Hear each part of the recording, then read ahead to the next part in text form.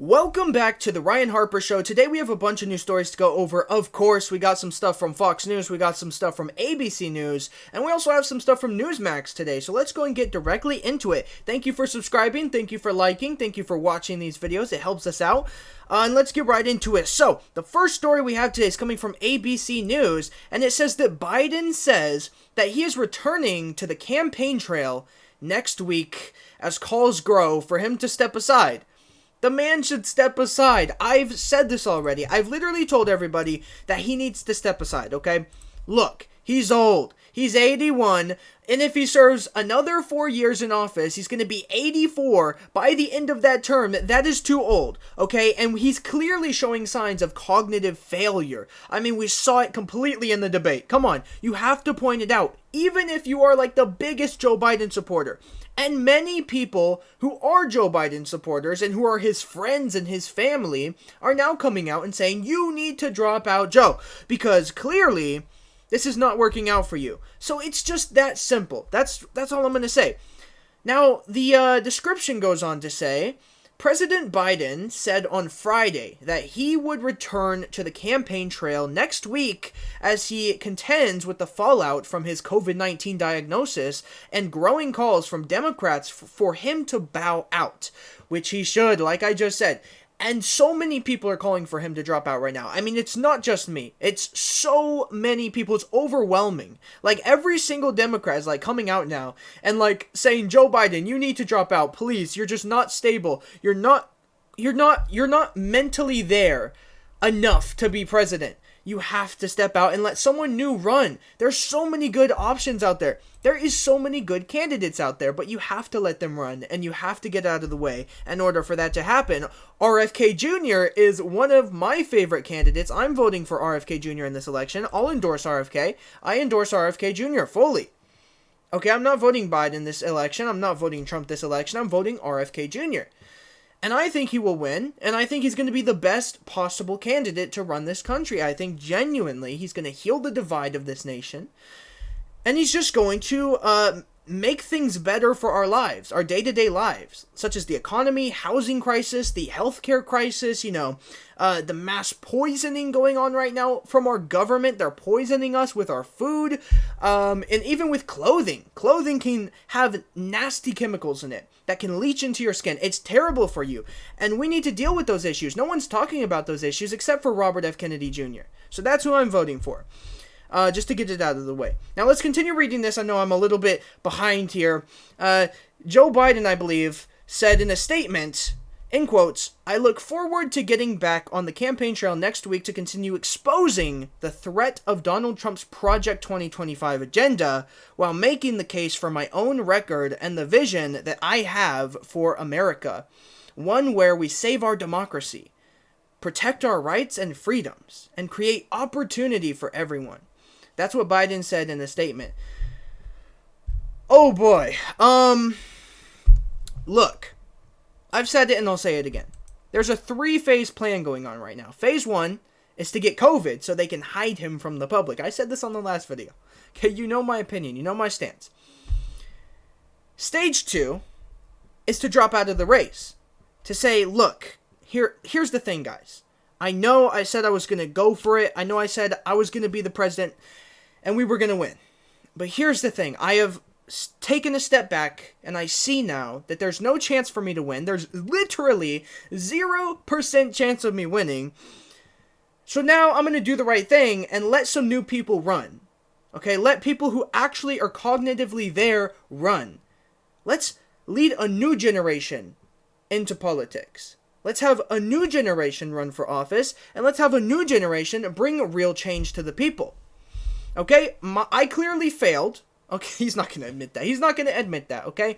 He did do some good things. He did some bad things. Look, one of my favorite things from Joe Biden was the cannabis. His whole entire stance on the cannabis community. I thought that was really good. That was the only thing I actually liked from Joe Biden's administration. The fact that he rescheduled cannabis from Schedule 1, which is like the most dangerous drug in the world. That's insane. Cannabis is not the most dangerous drug in the world. It's just not. Like, clearly it's not. So he rescheduled it. And I think that was the best thing he did in his administration, because now we're able to actually do the research on cannabis. We're actually able to see the effects, the harms, the benefits, what we can do with it.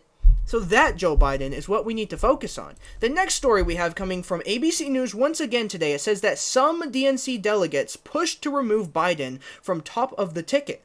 Oppose virtual roll call. They talked about this yesterday. And I read it to you in the last video. But people are now calling and opposing the virtual roll call. They want Biden to step down. And it's overwhelming, like I said. It says that 3 weeks after President Biden fumbled his first debate, some of the delegates who pledged to nominate him at the party convention in August have now joined big dollar donors in the push to consider other names for the top of the ticket, sources tell ABC News. And as the Democratic National Committee forges forward with plans to nominate Biden by virtual roll call weeks before the convention, they're trying to hit the brakes. Biden's struggles are bubbling up after they drifted to the background following the failed attempt to assassinate former President Donald J. Trump last weekend. Biden is now facing a critical point in his re-election bid as Democrats call for him to exit the 2024 race continue to mount. They continue to mount. People literally are coming out now and saying, look, I supported you before and now you gotta drop out. Okay, even Obama, I talked about this in the last video, Obama was like so on board, he was like, we're riding for Joe Biden until the end. He's gonna win, man. What are you guys talking about? The debate? Come on, that was just a one-off thing. You know? He was fine. He's mentally there. He's ready to become president. And now Obama's like, it's starting to look bad. You might need to drop out, Joe. That's what he's saying now. He literally completely 360. He 360 flipped on his opinion over the past week. It's crazy. Now, the next story that we have here today is coming from Fox News, and here's what it says. This is coming from Mark Zuckerberg, which I was so shocked to see. Mark Zuckerberg, who, infamously does not like Donald Trump and has been against Donald Trump. Here's what he said recently. Seeing Donald Trump get up after getting shot in the face and pump his fist in the air with the American flag is one of the most bad A things I've ever seen in my life. That's what the Meta CEO, Facebook CEO, Instagram CEO, Mark Zuckerberg said about the Trump attempted assassination. He said, that was one of the most bad A things I've ever seen in my life. The dude is calling it out and saying, look, even I can say that it was insane. It was an insane situation. Even I can come out and say that. And I've been against Donald Trump forever. You know that. But even I can say that this was an insane situation. And honestly, when he put his fist up in the air, that just showed bravery. Even he's admitting it. And if we dive into the description here, it says, show of support. Meta CEO Mark Zuckerberg praised former President Trump's reaction after being shot, saying, as an American, it's hard to not get kind of emotional about that spirit and that fight. His remarks are in the link at the bio. Of course, they want you to click the link in the bio, but that's what we're going to get from that story, and I think I was just very surprised by it. The next story is coming from ABC News once again, and this story is about J.D. Vance. This is a quote from J.D. Vance. This is what he said. He said, my grandmother raised me, but she kept me on the straight and narrow and gave me a chance at the American dream. And what is this campaign about if not restoring the American dream for every child in this country? I want your kids to have the same blessed life that I did. That's what J.D. Vance said at his first campaign rally as Trump's running mate. The first one since he's been, of course, nominated as Donald Trump's vice president. Here's what the description says. It says, in quotes, what is this campaign about? This is what I just read. What is this campaign about if not restoring the American dream for every child in this country? At his first campaign rally as former President Trump's running mate, Senator J.D. Vance discussed his background, being raised by his grandmother, and how she gave him, quote, a shot at the American dream. Pretty cool story, I have to say. I'm not one who's going to hate completely on J.D. Vance. I don't think, there's some things I disagree with, for sure, definitely. But he seems like a pretty genuine guy, to me, personally. So, I don't really have too big of an issue with JD Vance. Now, let me know what you think in the comments. I would totally be happy to hear other people's opinions. Of course, we need to start discussions. We need to start talking. Guys, what is happening in the world right now? Nobody's talking. Nobody's having conversations. They just hate on each other and hate on each other all day long. They do it all day long. I mean, look at the people who are making videos, literally praising the assassination attempt. And they were saying, why did he miss? He shouldn't have missed. Come on, man. Why didn't you hit him? Why didn't you actually go through and kill the president? That's insane. Those people are monsters. Those people are monsters. And honestly, there definitely needs to be some sort of punishment for that. And I know it's free speech. But when you go to that level, there has to be some sort of punishment. There just has to be. In my opinion, of course. And of course, you guys can tell me your opinions in the comments. I'm totally open for discussion. That's what I'm trying to say. We need discussion in this country. Instead of hating, instead of the vitriol that is building up in this country, mostly created by the media, we need to get together and change that. And how do we do that? We do that by being respectful to each other, by being kind to each other, by having conversations with each other, having real debates with each other. Instead of just saying, you're wrong, I'm right, you're terrible because you have that opinion. You're terrible, and I'm the best because I have this opinion. Stop. We need to have conversations, real dialogue, real text, real debates to actually get ideas out there in the free marketplace of ideas. That's my opinion. The next story we have is coming from ABC News. Here's what it says. This is a quote coming from President Trump. President Trump said, "They keep saying he's a threat to democracy. Last week, I took a bullet for democracy." Let me know if you agree with him in the comment section down below. But it is true. They keep saying he's a threat to democracy. But they never talk about how Joe Biden's a threat to democracy. Hey man, double standards. This was at his first campaign rally since the assassination attempt. The same one that JD Vance, of course, was there at as well. Now, in quotes, "Last week, I took a bullet for democracy." At his first campaign rally since assassination attempt, former President Trump reiterated his claim that he doesn't know about Project 2025.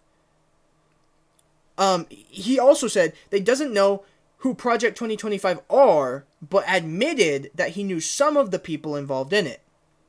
Yeah, that's kind of rocky. Here's why. Okay, Donald Trump knows what Project 2025 is. I'm not saying that that's his agenda. What I'm saying is he definitely knows what it is. He's talked about it. He said, I like some things in it. I don't like other things in it. Okay, well, if you don't like things and you like things that are in Project 2025, how do you not know about Project 2025? Of course you know about Project 2025. Okay? But to say it's his agenda, there's no real evidence for that. Now, I get the alarm. I get the frustration, I get the fear of Project 2025, because some of it is very, very extreme. But here's the thing. Donald Trump has openly said, I do not endorse this. I don't even know what it is, which is a lie. But he has said, this is not my agenda. This is not what I'm going to do. So that's what we have to take. That's the only word that matters, because it's coming from the president himself. So we have to take that and go, okay, this is not his agenda. Even though it's scary, and there's tons of people who are his best friends, and who used to work for him, his advisors, and all this sort of stuff, that are working on Project 2025, that are the ones who created Project 2025, I get it. And that's a real concern, that's a real fear. But I don't think President Trump is going to implement every single thing in Project 2025. He might take some things here and there, but I don't think he's going to go that extreme and that far, in my personal opinion. But let me know what you think. The next story is going to be right here. This is coming from Senator Sherrod Brown, who's a Democrat in Ohio. She says, or he says, I don't even know. It might be a she. I actually have no idea who this person is here. But they say, at this critical time, our full attention must return to these important issues. I think the president should end his campaign. So another person calling for President Biden to end his campaign, Senator Sherrod Brown. Here's what it says. In his statement urging President... Oh, his statement. Okay, so this is a he. Okay. In his statement urging Biden to exit the race, Senator Sherrod Brown, a Democrat in Ohio, said he agrees with many Ohioans who reached out to him about various issues. All right, so you can let me know what you think about that. Apparently, he had many people from Ohio reach out to him. Ohioans, dude, the names that these states come up with, it's pretty funny. I'm from California, so I'm a Californian. It's so weird, bro. Why does every state have a name? Why do we do this? I don't really care, though. I don't really care. But many Ohioans reached out to him, Senator Sherrod Brown, and said that, they basically talked about various different issues. And he agrees with them. He thinks that Joe Biden should drop out. So, the next story is coming from Fox News. This is actually new details revealed about the Trump assassin. Let's get into it. New details revealed on kill shot that took down would-be Trump assassin. Now we're talking about the shot that actually took the shooter out, not the shot that the shooter took. Okay? It says 1 in a million. A source familiar with the investigation details the intense moments a sniper with extreme precision took out Thomas Matthew Crooks. So this person knows who took him out. The government still has not told us who took him out, by the way. The government and Biden have said, we don't know who took him out. We have no clue. But this guy knows. Hey, I'm just saying, it's out there. It's going to be released soon. The next story is coming once again from Fox News. It says that Hunter Biden on the other side of the country while his dad fights for political life. This is the first slide. The second slide is here. We can see Hunter Biden right here with his hat on. I don't know where this is. Where is this? It looks like he's at a grocery store here. And then this one, he's getting into a car. Probably at the grocery store. And then here, he's at his house. Interesting. Alright.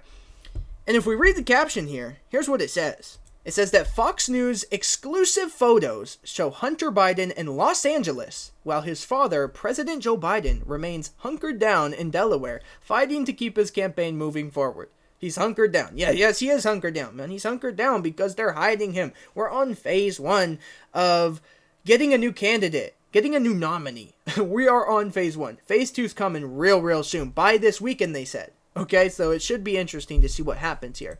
GOP lawmaker says that Vance's first rally in battleground state is critically important. So the first rally that he just had with J.D. Vance, which was in Michigan, he's basically saying that it's critically important, and I think it is as well. Here's why.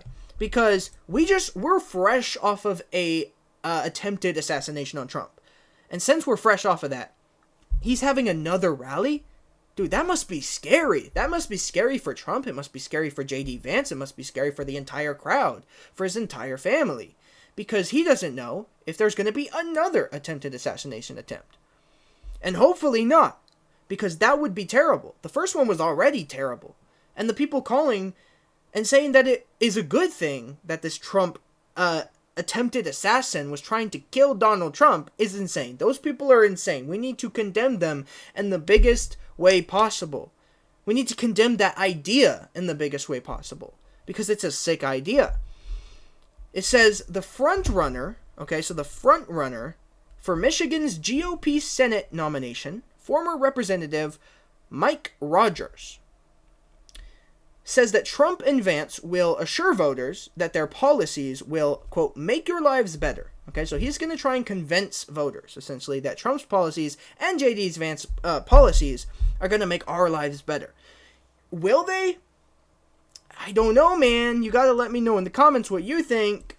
Look, I think there's some policies from Trump that could make our lives better. I mean, under Trump, of course, we had a good economy. Now, we had a bad economy, but we had a good economy. We had a good economy because everything was affordable. That's the main point.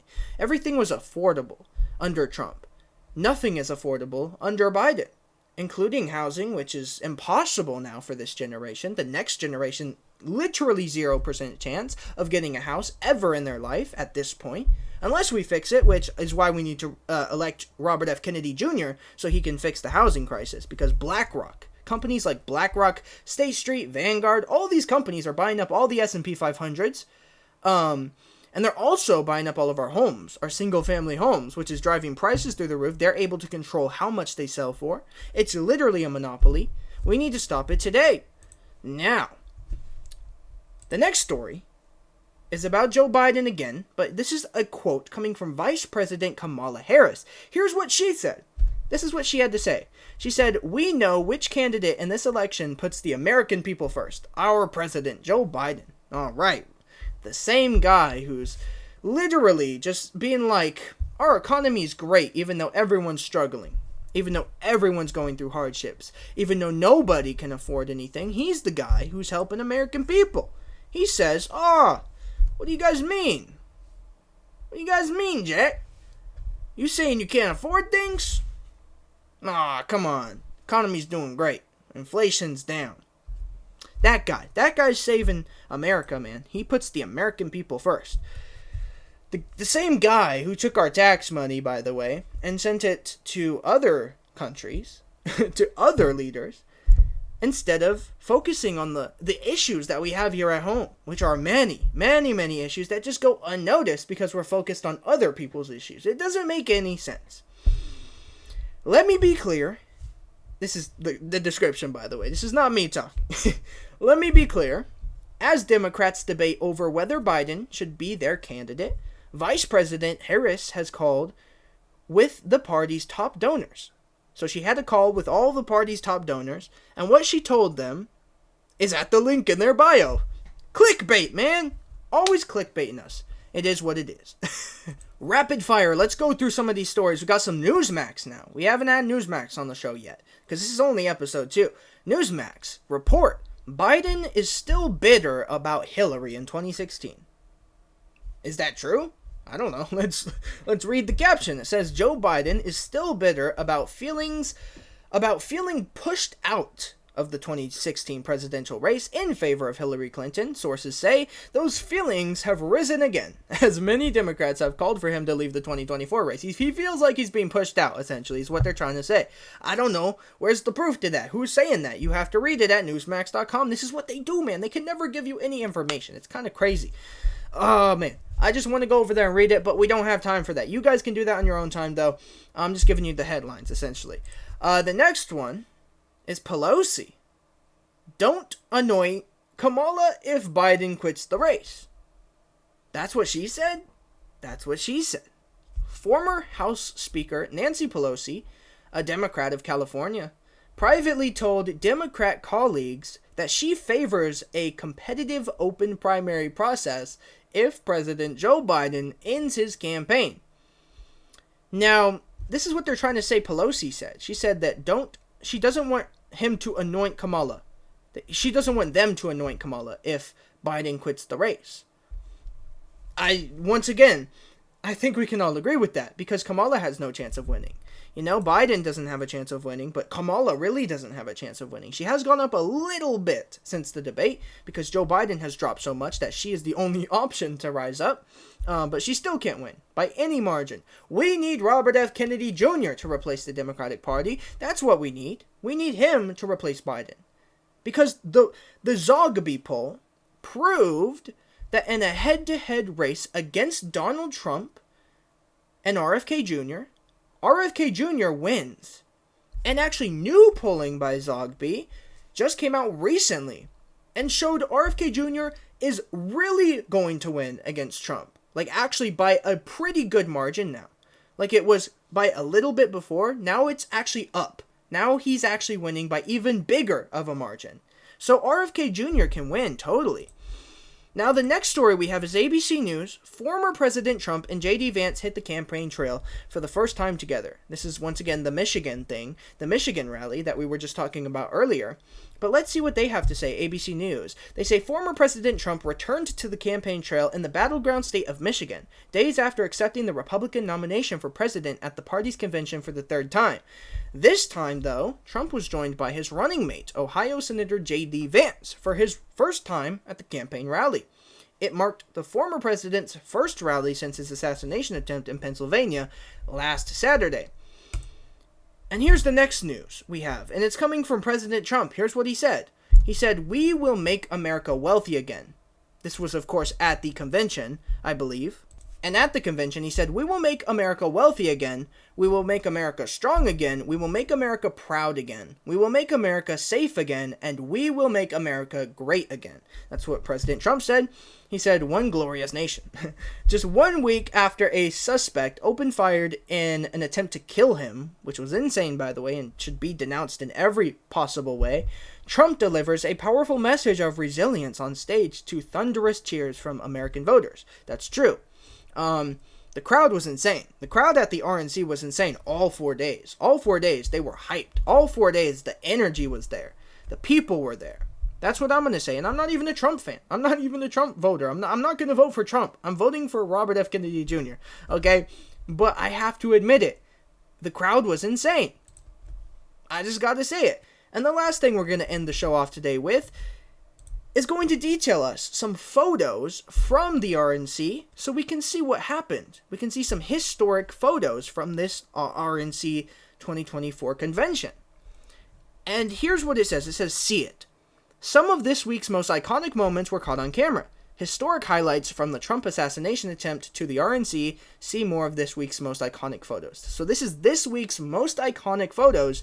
This one is the first one they're showing, which is the balloons coming down, which was really crazy. I remember this. This was during the RNC after Trump gave his speech. This was like the final thing they did. They had like all these balloons drop down. It looked really, really cool.